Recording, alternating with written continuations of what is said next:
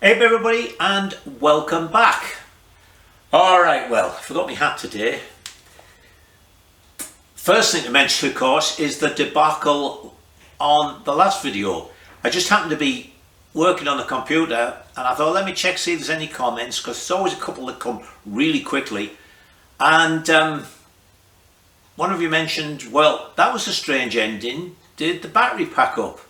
And I thought, what's this? So I looked at the video and bugger me, I'd completely forgotten to add sort of the last, certainly half day's video to what I'd already processed in the software.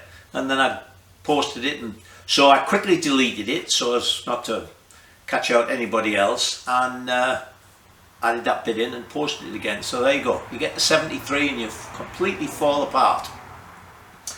Alright, been getting some deliveries. So, piston arrived, so we can get the Villiers engine finished and get the other greaves done. As I mentioned, I think, Linda was away for the week with her family from Baltimore, and they haven't seen me since my birthday, so she came back with a present. So that can go up on the wall. And also, our 1/4 inch 6061 aluminium alloy.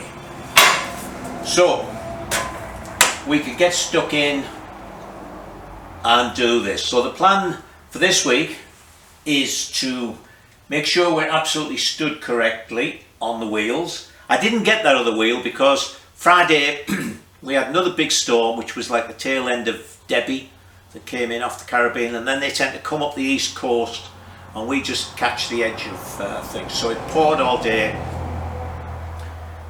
But I realised I can set everything up because I'm actually working off the hub for measurements, not the rim. So we'll put the wheels in, make sure everything's stood at the right height and everything.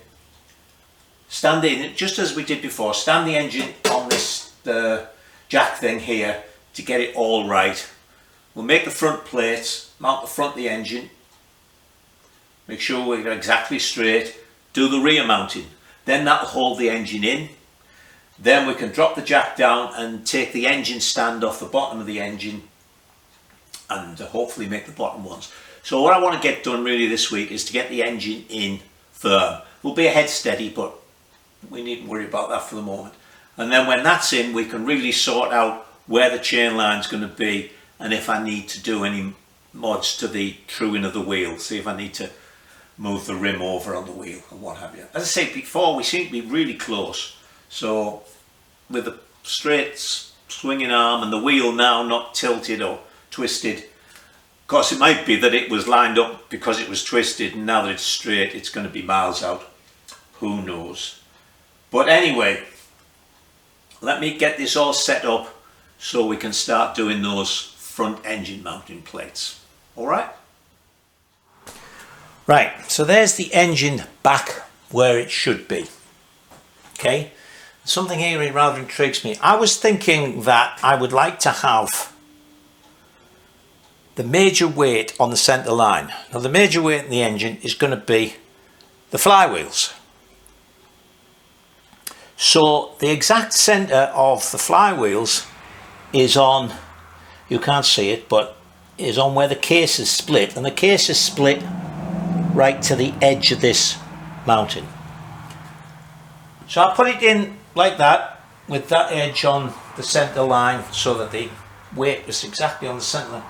And the chain was out by about 1 inch. I thought, this can't be right.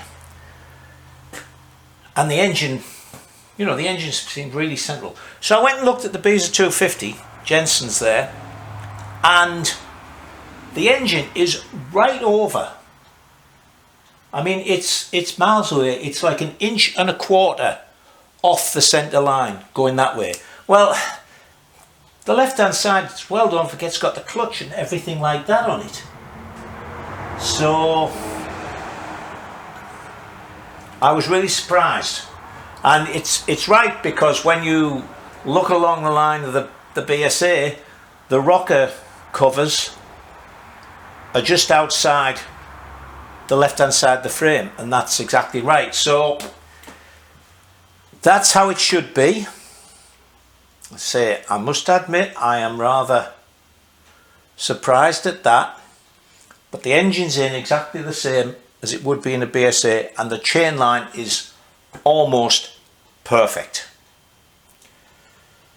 So let me cut the front plates. I've just checked with the cardboard templates, all the holes still line up, so I've just marked this out. Let me go and cut this on the bandsaw, which of course will take a while with 1/4 inch alloy. But we'll get those front ones cut and then find some bolts. Oh, and I can actually make the spacers from measurements, of course. The spacer this side, that is, yeah, that's a half. We know this is an inch, so we want a 1/2 inch spacer this side. I've got the red thing for the camera. That's the camera. For the battery, that surprises me. And on this side, that is 1 1/4 inches. It's going to be 1/4 inch. We're going to need 2 1/4 inch spacers to go on the actual frame on that side, and a 1/2 inch spacer on the engine. Okay, so let me go and cut all of that. Right, so there's the engine in on its front plates, and because it's pivot, you know, it'll swivel there, I've used the jack to get the cylinder vertical. So let me go and show you the other side. Now I've put the sprocket on. Don't forget the T-wire sprocket is dished. It's actually dished 3/16 of an inch. So I've got the dish going inwards to see which way I want it to go. And oh, I've put the roller down now. Hold on 1 second. Don't go away.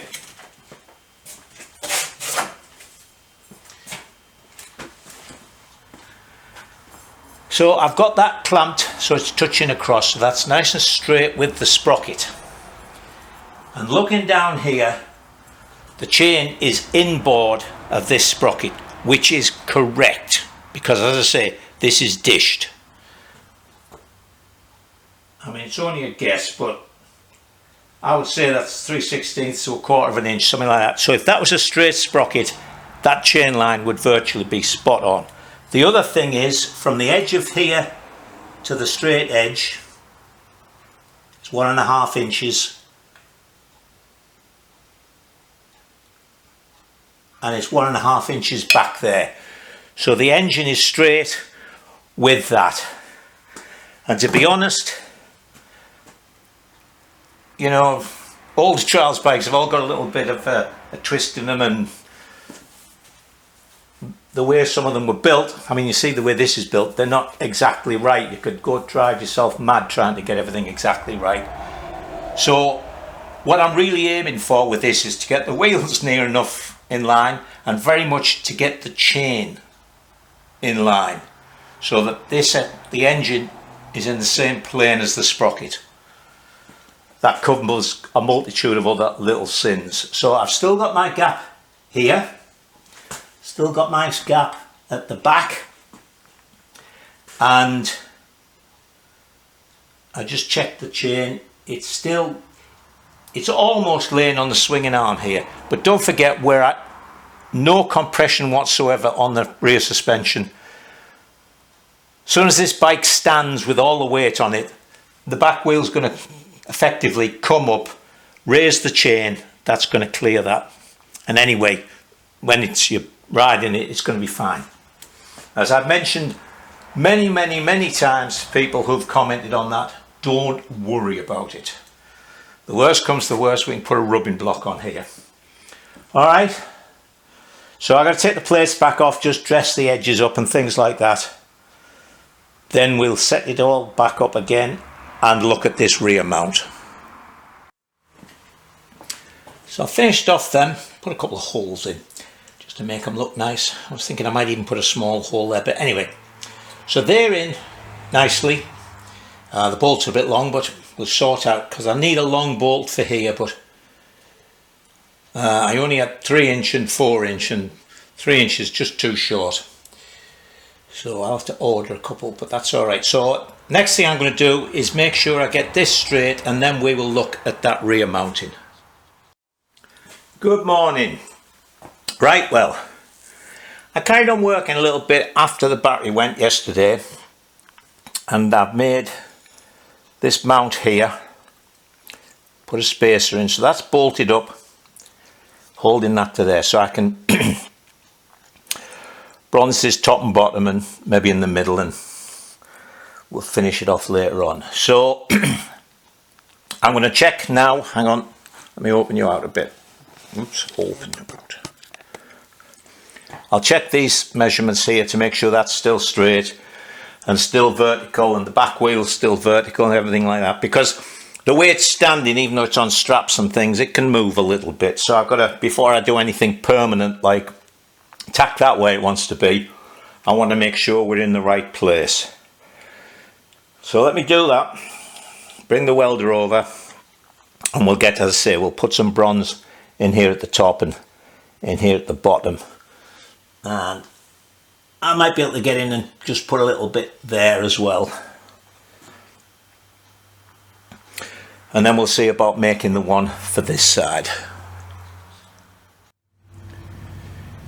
Alright, got that bronze top and bottom, a little touch in the back. That was a bit ugly, it's difficult to get to, but I can grind that off and redo it. And it's more or less cooled down. 1.25 inches.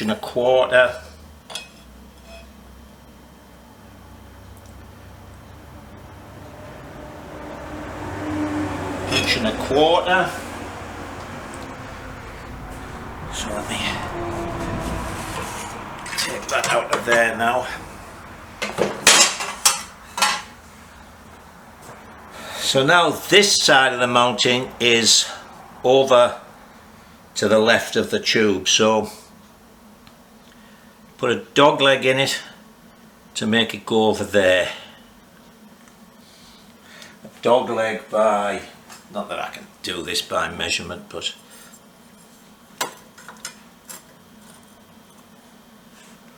about 3/4 inch.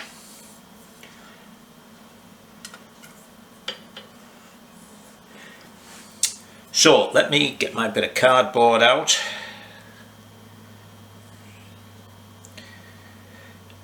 The engine will still come out really easily, because don't forget, we take the front engine mounting plates off, and then this will just tip forward slightly, really clear that, and then lift up out. So that'll be nice and easy. So rigid mount here, rigid mount underneath, and a detachable mount at the front. And also, of course, taking this spacer out means we're going to have a lot of wiggle room, so that's not going to be a problem. Alright, let me sort out a template for this. So I've cut and bent my little bit of plate.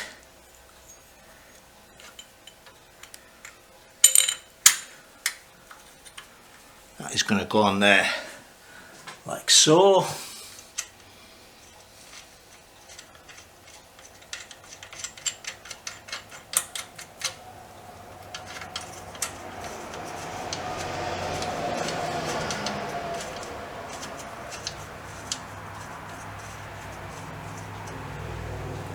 That up there. Make sure it's level.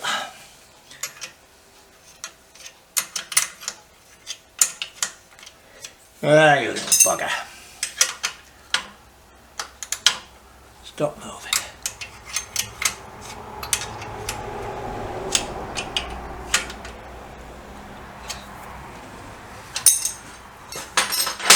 There we go. So now, same thing, tack this top and bottom, do what we can do there. So that's that held in there and held in at the front, so then we can look at the bottom, and actually, oh no, I can still do it the way I was planning to do it.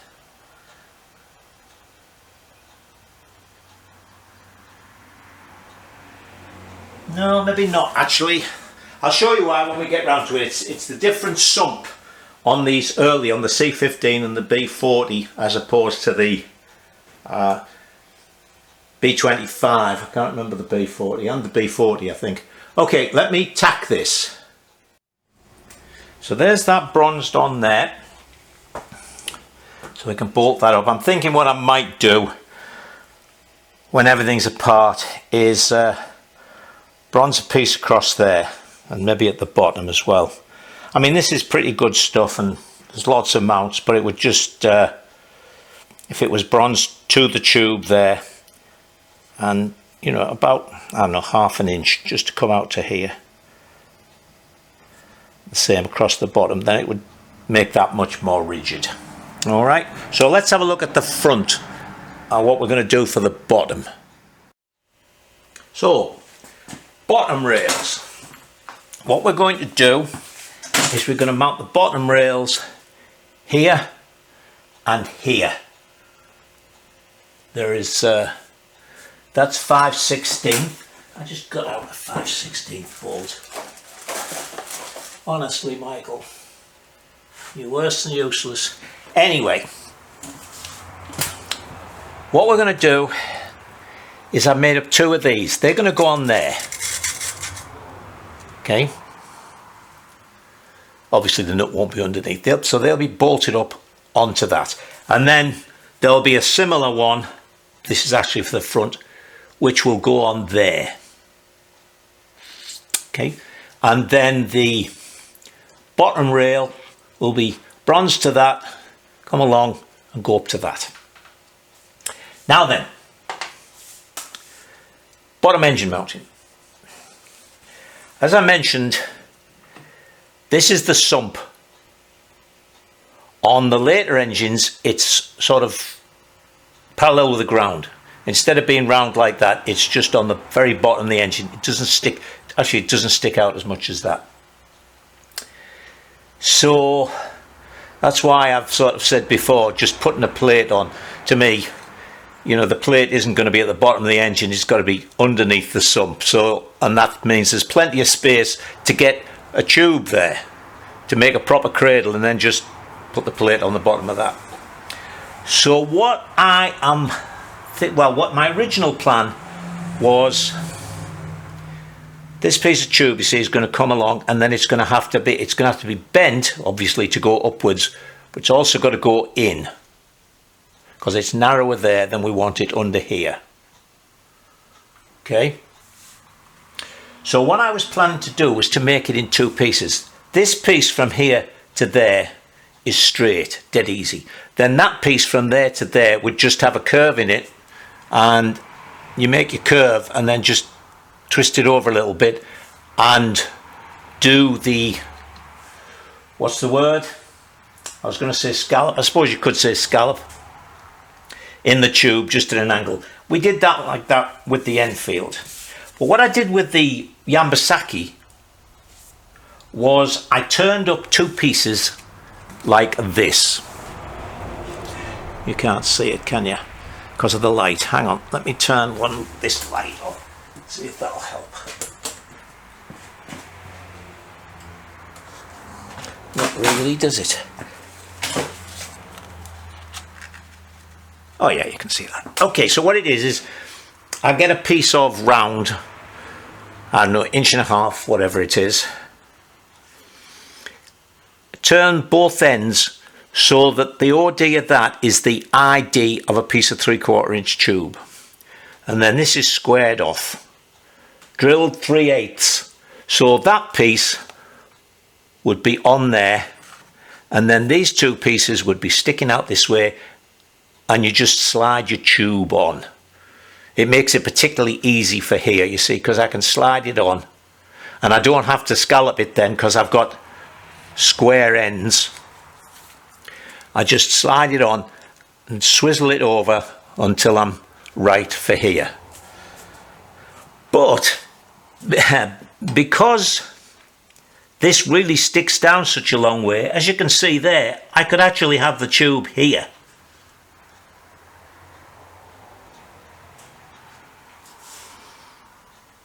And have pieces sticking up there. The photographs that Charlie sent me, Charlie Prescott, the guy actually has pieces of tube there, but they're welded on top of the tube. So we could do it either way. See, that's going to be, hang on, I'm going to turn you off.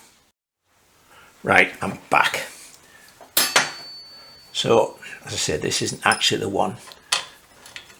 So there'll be one of those on there like that. Now, to get below this here, we're going to have to go, we're going to be down there, about like that.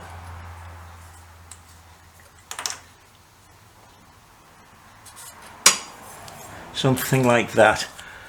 And that is an inch.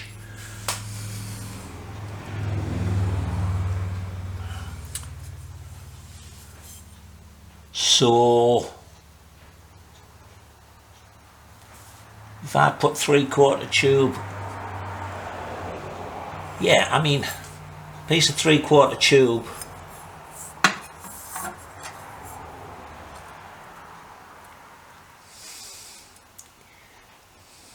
it just makes it fractionally lower. Actually, if I scallop the 3/4 tube to put a piece in there,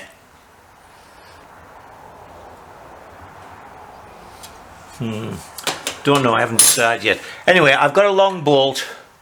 Let me put those on there and I'll keep thinking about it.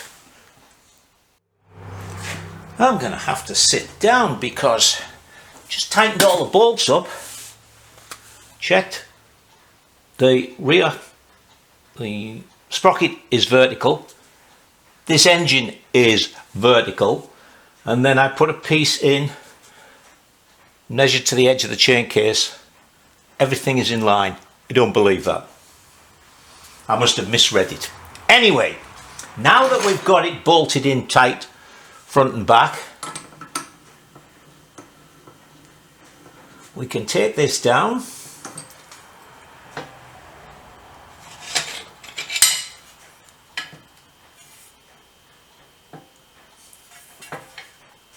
Oh, that's tight.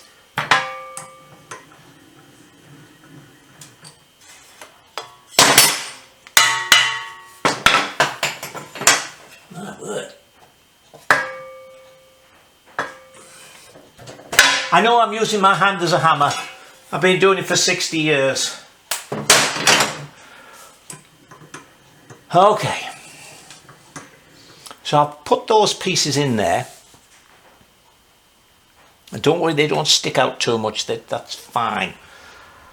Don't forget, if this was in the BSA frame, here the BSA splits, has two tubes. They come out like that.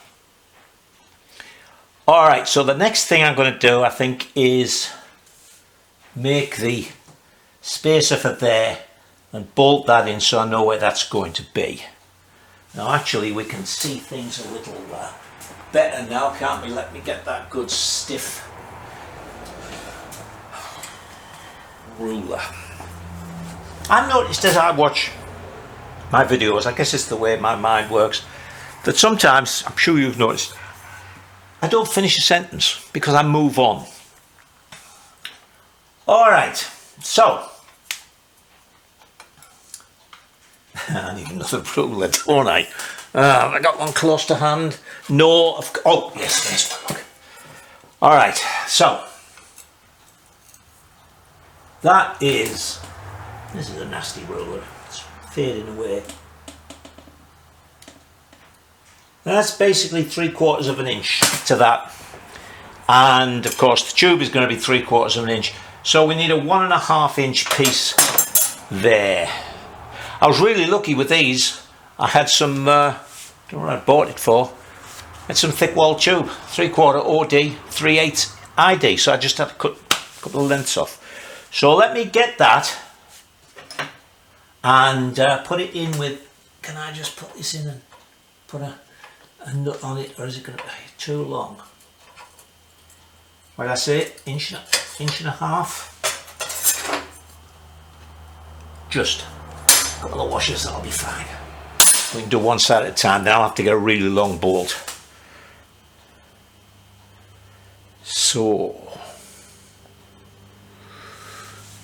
turn that and then I can see what's what. So the question is, hang on.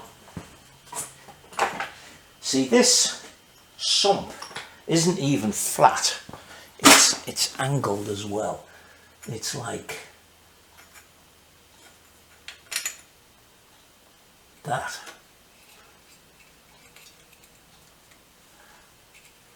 Oh, come on. There we go.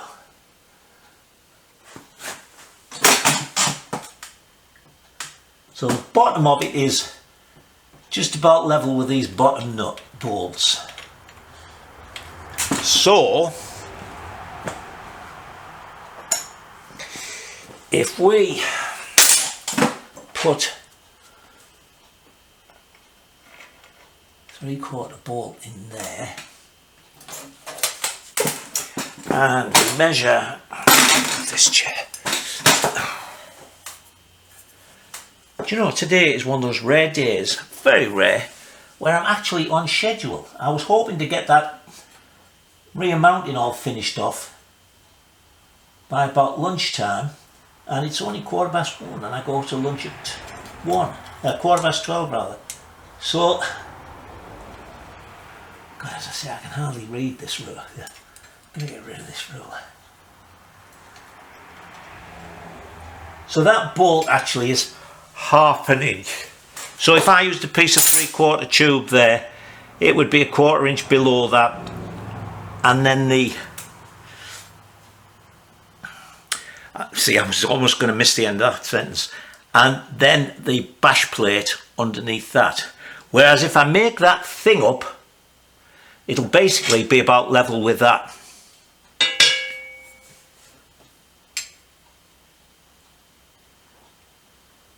Yeah, I think we'll do that. We'll turn up 2 of those, fit them on.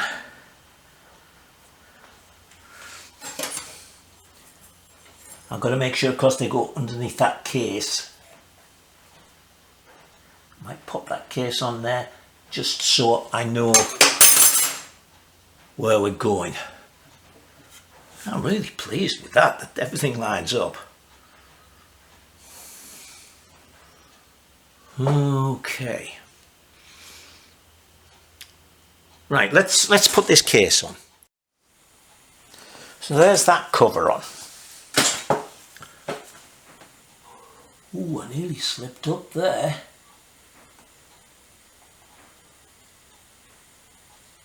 I'm forgetting the clutch cable comes in through there on these. If I'd have made that plate any bigger at the back, I would have fouled it. Oh, that is such a stupid bloody idea. It's like the Tiger Cubs.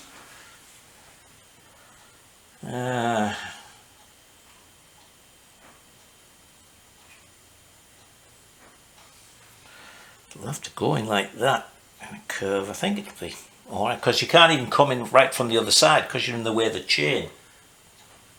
You know, if you want to make a nice big curve, it's going to be right where the chain is. It's a horrible, horrible idea. Alright. Can't do anything about it. So, there's the bottom of that case. We can't go any higher than that. And that gives us, so,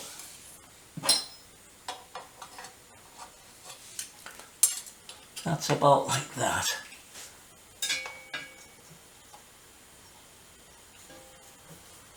That's it. Bloody horrible, Ross. That is about 7/16. Let's say 3/8 to the so what's that? That's 3/4, isn't it? So yeah, piece of, I'm going to turn you off again. God, I'm up and down today, up and down, aren't I? I I've got a piece of 3/4 tube.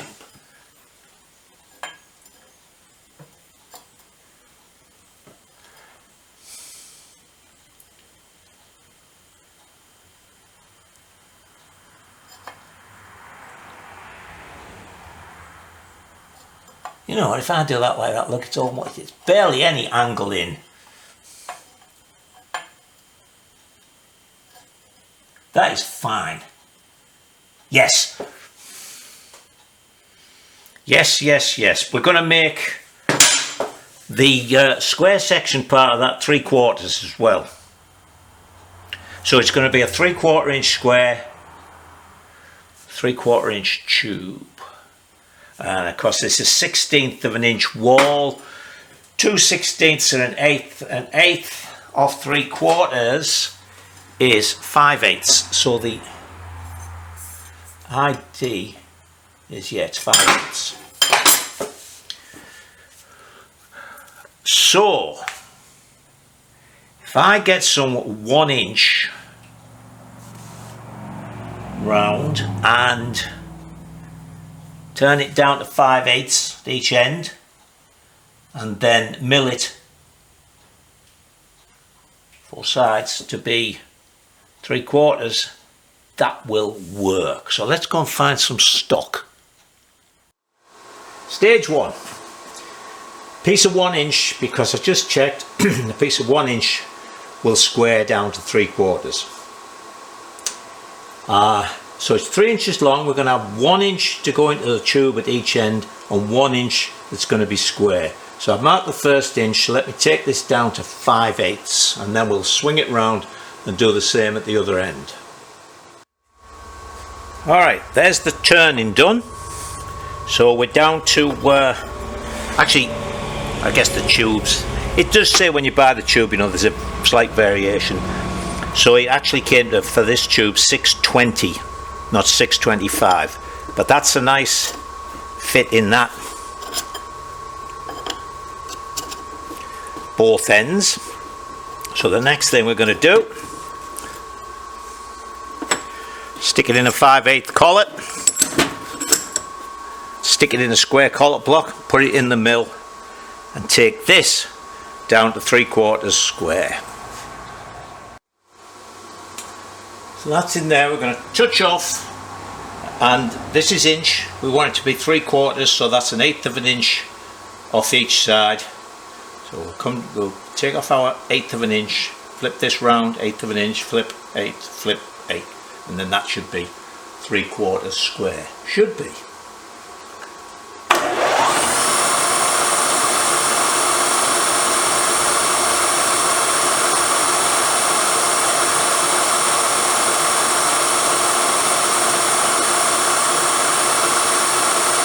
So that's just touching off.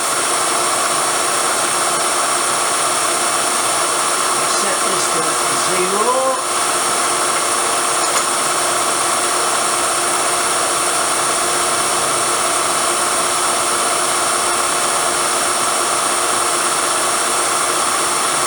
And what does it want? Let's take 50.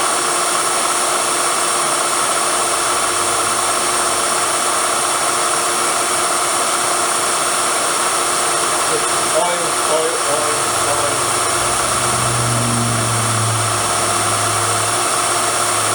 Putting oil.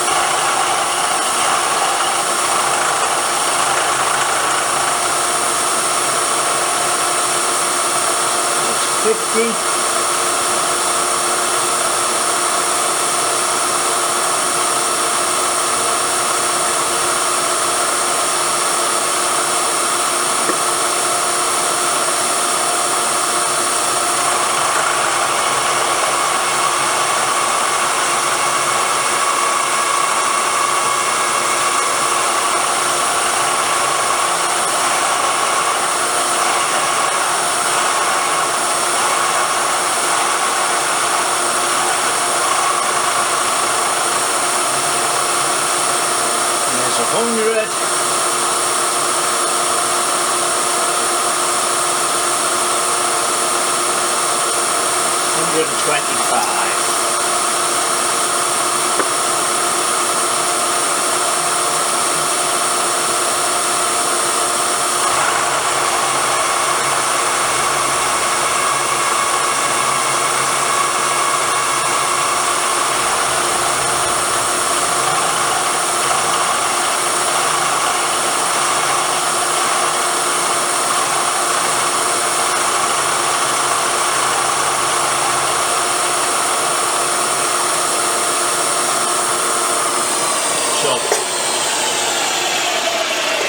Do that.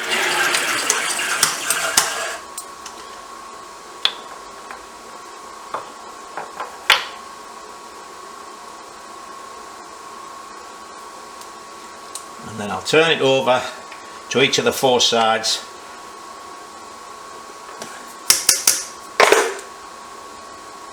Until I've got a square. So let me do that. There it is, square. So as I say, that now just goes on there nicely. So we're going to drill that, that's why I've dyed it. I'll just mark corner to corner, corner to corner, put it back in. We'll drill a 3/8 hole through that, and then that is our piece. And then we'll make another one when we go over the other side. So let me mark this out and get a hole drilled in it. And there it is. Now the last thing I'm going to do is I'm going to put it back in the lathe, and I'm going to drill both of these just to sort of make them into tube. We'll lose a little bit of weight so that it's not solid round. Then we'll go and put it on the bike. Right, we are. Actually, I've just come back from lunch with Steam Shop, and he did the Villiers piston, well, the bore for me. It just needed honing, so that's all ready. Okay, here we have it made. As I say, I've made each end into tube, so that is going to go on there like thusly. Oh, I need some more stuff on the other side, and I've turned up this. That is going to go on there like that.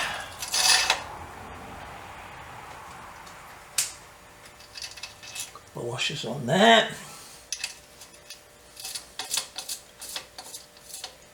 Anyway, let me tighten that up and find a little spacer for that. Right, that's those two on there. Just sort of snugged up a little bit, and you can see that one is going to be on there. We'll coat that, and that will go onto there, and then this one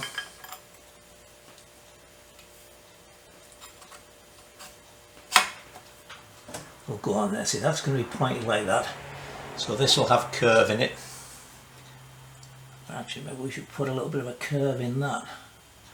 That of course makes it more difficult.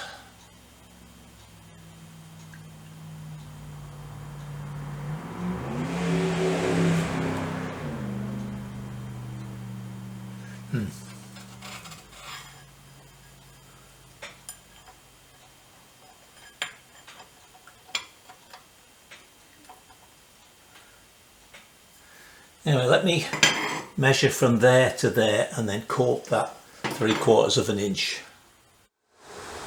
Okay, cut the piece of tube, coated at that end. I've cut it slightly loose because it can be loose this end and it'll fill up. We'll get some bronze to flow into it. So let's see.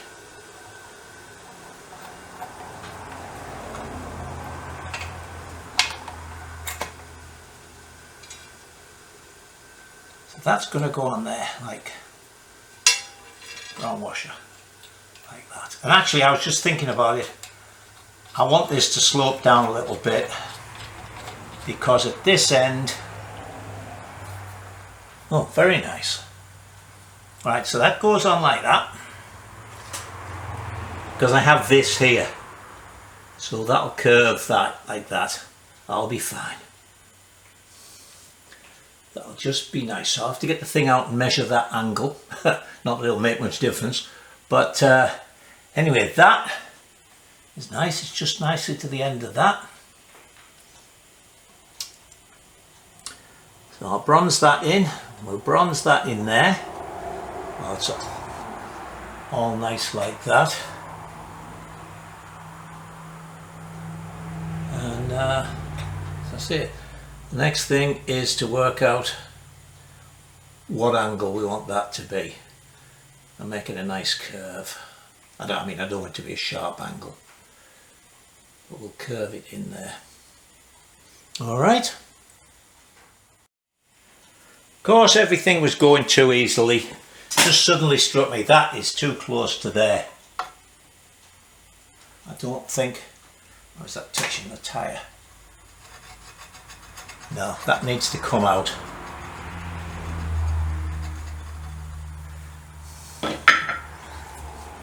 Which means we can't use that. I'm going to need a longer one of them. Or a spacer. I don't want to be putting spacers in really.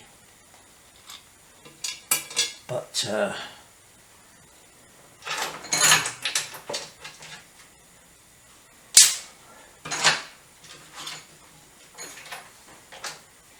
let me just get a couple of washers. There, I put 3 washers in there, and that's given me plenty of clearance. Actually, you know, certainly the B25s, because they're all fixed, well, the front nut mounting are fixed, there's actually a spacer that goes in there and a spacer that goes in by the front mounting to give chance to cock the engine a little bit as you're taking it out. So I need a longer one of those by 1/4 of an inch, but I can cut this down and use it on the other side because this thing that it's going through, this boss, sticks out further on the other side. Glad I spotted that, because if I'd have bronzed that up I'd have been really annoyed.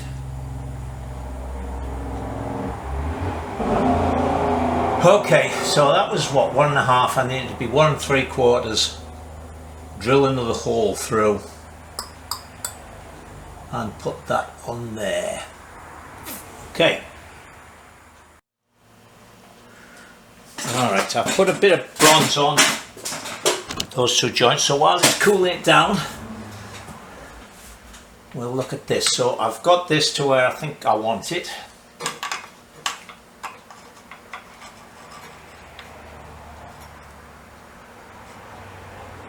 Yeah, so that's 130, which means we're going to bend it to what, people?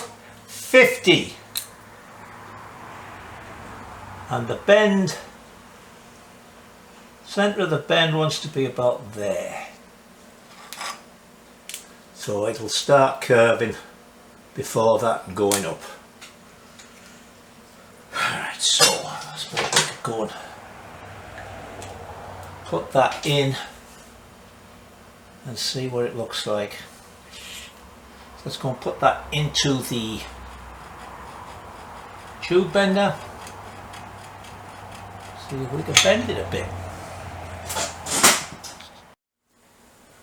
Now I need to start the bend a bit close to the end to be able to get this on. So I made this thing a while ago. It's just an extension to go in the end. See that fit? That's a good fit in there.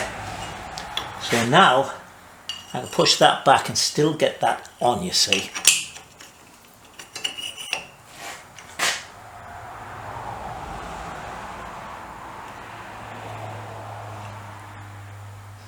Right, now then.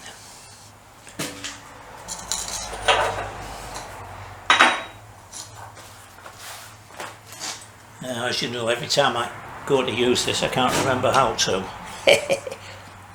Okay, that goes in there. Oh, no, that one doesn't. That stays in there. I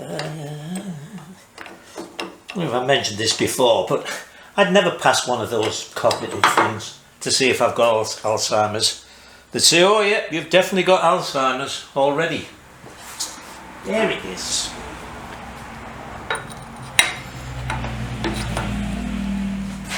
So they won't be able to have an early diagnosis with me. Okay.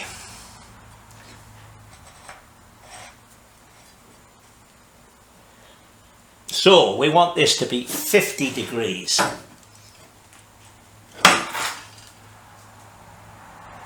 Okay.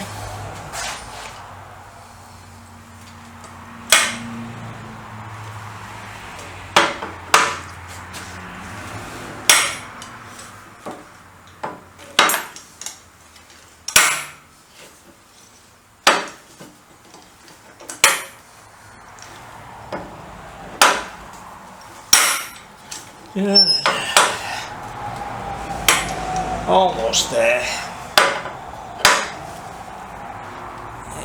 Past a little bit. That looks pretty good. Well, I just looked at that last bit of video and you didn't say much, did you? Because I forgot to pull you back. Alright.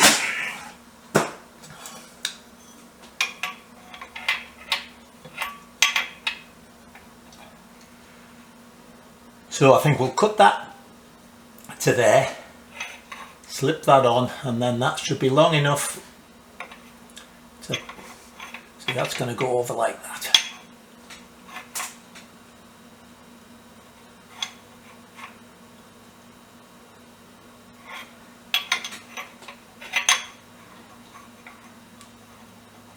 Very good. Okay, let me cut this first bit and then we'll see how we go from there. Now I've shortened this bit here a little so that I can bring it up and get it to just how I want it on here. So now I can mark where I want to cut it. I can cut it, and then what I'll do is, actually I've got this bolt in the other way around.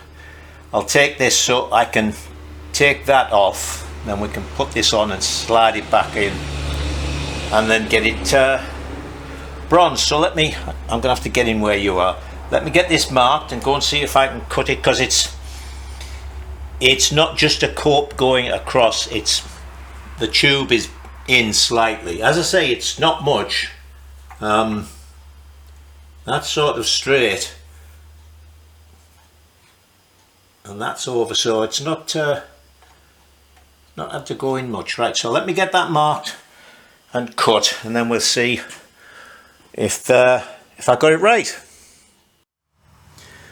Right, have you noticed a few people with YouTube things now put this sometime later and a little animation thing on? Anyway, this is considerable time later because you know how measurement challenged I am, so I can't just mark things and cut them. They've got to be sneaked up on. So anyway, I've done this, and the way I did that was, as I say, I turned that bolt round, took that all off, put that on there to get that length right, and then offered it up there and marked it. So now, actually I've just tried this so I know it works. So if it doesn't work now, this will be a real pisser.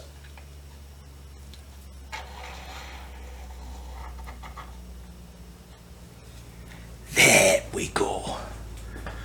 How about that?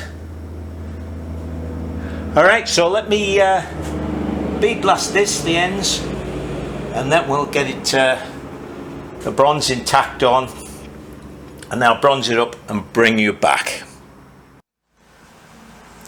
And there's our completed frame tube. It's still hot. I wanted to put it on while it was still hot and bolt it up so that it doesn't twist or anything. One slight hiccup. I started bronzing and I thought, that's funny, what's going on here? I forgot to turn the argon on. But so it's a little iffy there. Other than that, it's fine. Not as perfect as that. That's almost it. It's just one little bit at the top where it was awkward to get at it when I was tacking it. I can actually grind that and remelt it in to make it look nice. Okay, so all I've got to do now is, what is it they say? Wash, rinse, repeat, or whatever. Make exactly the same on the other side, but the dimensions of these won't be different, but it's sort of over slightly for the mountings. So I'll make that first, then I'll turn that then we'll do that. We'll do it exactly the same, so I won't even show you it, but I'll bring you back when it's all finished. So I've made the one for the other side. Actually, the shape of the case here is different to the shape of the case on the other side, and when I went to put this on, it was touching the case with the same curve and everything. So I fiddled around for a bit. What it needed was sort of a second bend. It needed to bend up this way and then bend in as well. But of course, once it was all short, as you've seen before, you know, you can't get it into the bender.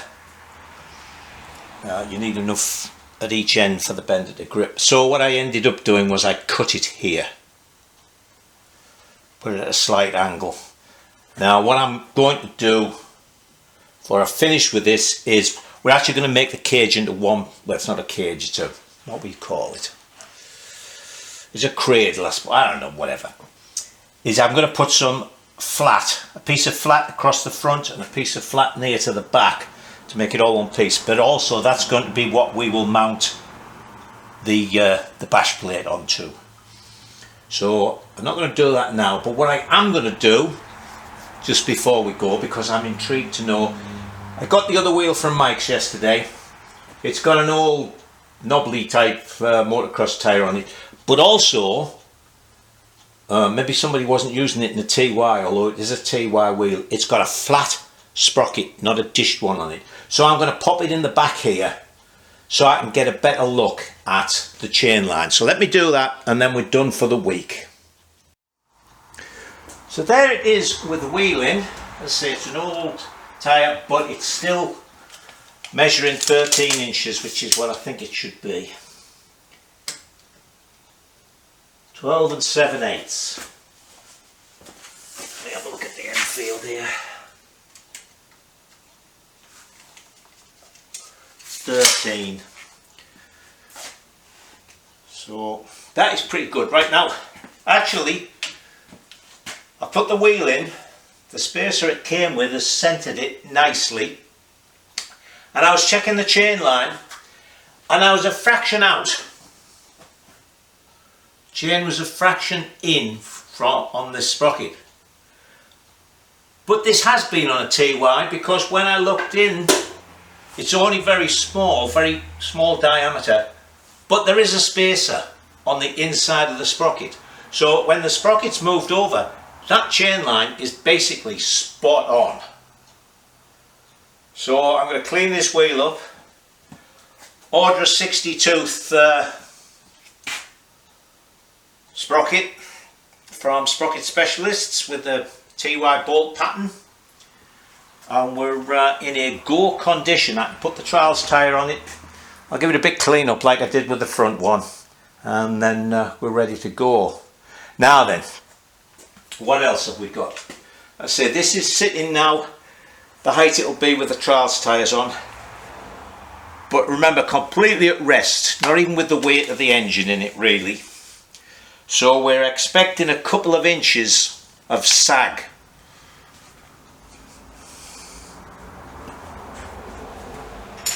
Whoops. So we've got to come down a little bit, excuse me. We've almost got 13 inches of ground clearance. We've certainly got 12 and a half. So with a couple of inches of sag when things are moving, that's 10 inches of ground clearance. That's nice. What isn't nice, and I'll actually go over something now that I went over in a comment. The seat height is 32 inches. So we definitely are not going to use the Greaves seat, because that raises it another couple of inches. I had one comment, which is fair enough.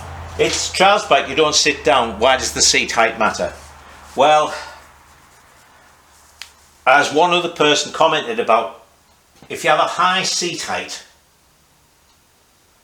you know, the idea is not to put your feet down. But if you've got to put your foot down to steady yourself, or sometimes you do it for a specific purpose, it's almost a lost art now that people bounce.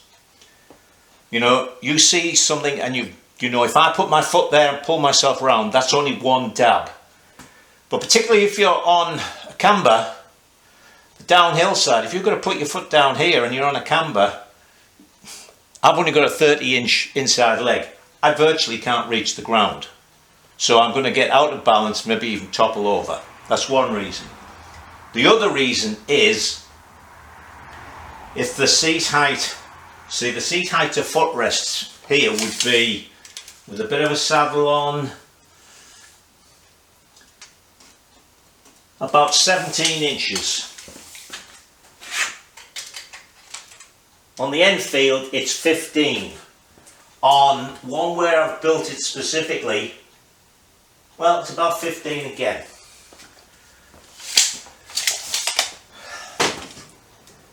You're moving the bike in between your legs. If you've got this width, getting closer and closer to your crotch, there's much less chance of, you know, you've got more space as you get near your knees where you can put your legs out.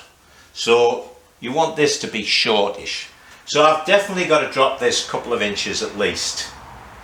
We normally go with about 6 inches for the mudguard to travel. We've got 9.5 there. 8.5 there. So we could drop this 2 or 3 inches. Say 3 inches even. But see, that'll make it look strange because this is so short.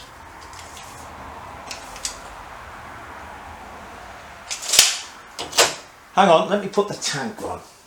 Of course, again, this is using the GreeBSA tank, which has been designed to go on, excuse me,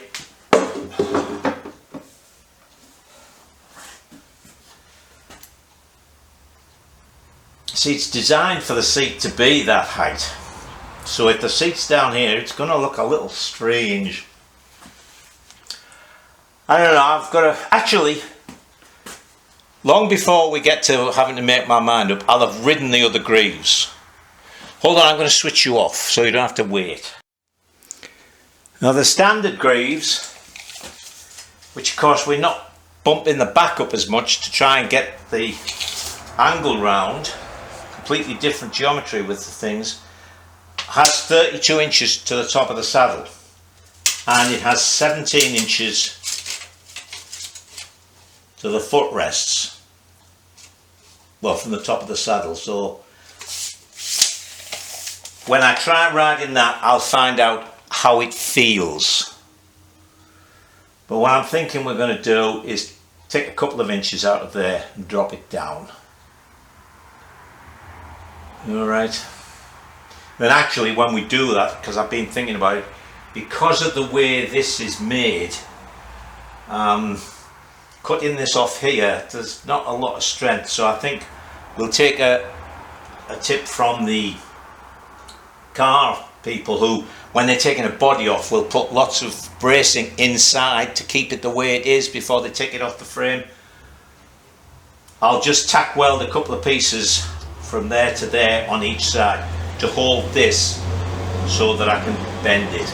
And I don't know if you remember, up here is really heavily pitted. God, it must be halfway through the tube wall. So we'll cut this down, and as we do with the BSA 250s, I always bring it in a little bit. I don't think I'll have to do that, but I take it in towards the center as well. So we'll slim it down. Anyway, all that is to come. Things are good. I just measured from wheel center to wheel center, and it's exactly the same both sides, which is really nice because I've got these set at the same, see where I've marked it, the same, so I know the wheels are right, everything like that. The wheels aren't perfectly in line. I've got a feeling this is bent a little bit, but not enough to worry me. All right, so that is it for this week. I don't know, next week I might, now this is rolling, I might get this down, put the other one up, do the engine. So next week we might be back on the 100% GreeBSA. But anyway, until then, stay safe and enjoy yourselves.